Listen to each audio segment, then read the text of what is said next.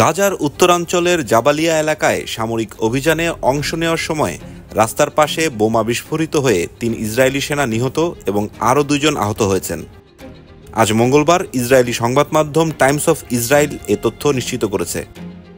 আইডিএফের প্রাথমিক তদন্তে জানা গেছে, ওই ৫ সেনা হামভি জিপে করে সেনাবাহিনীর ফায়ার ইঞ্জিনকে পাহারা দিতে যাচ্ছিলেন। জাবালিয়া থেকে বের হয়ে আসার পথে গাড়িবহরে রাস্তার পাশে পেতে রাখা বোমা বিস্ফোরিত হয়।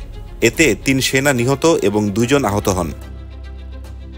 হামাস ইসরায়েলের যুদ্ধবিরতি ভেস্তে যাওয়ার পর ১৮ মার্চ থেকে নতুন করে গাজায় হামলা শুরু করেছে ইসরায়েল প্রতিরক্ষা বাহিনী আইডিএফ। ওই হামলার শুরুর পর এটি একদিনে আইডিএফের সবচেয়ে বড় সামরিক ক্ষতির ঘটনা। পরবর্তীতে ওই একই রাস্তার দুপাশে আরও ২০টি বোমা চিহ্নিত করেছে আইডিএফ। বোমাগুলো বিস্ফোরণের জন্য প্রস্তুত রাখা হয়েছিল, তবে সেগুলো বিস্ফোরিত কেন হয়নি তা এখন স্পষ্ট নয়। এক বিবৃতিতে দেশটির প্রধানমন্ত্রী বেনিয়ামিন নেতানিয়াহু এই ঘটনায় শোক প্রকাশ করেন।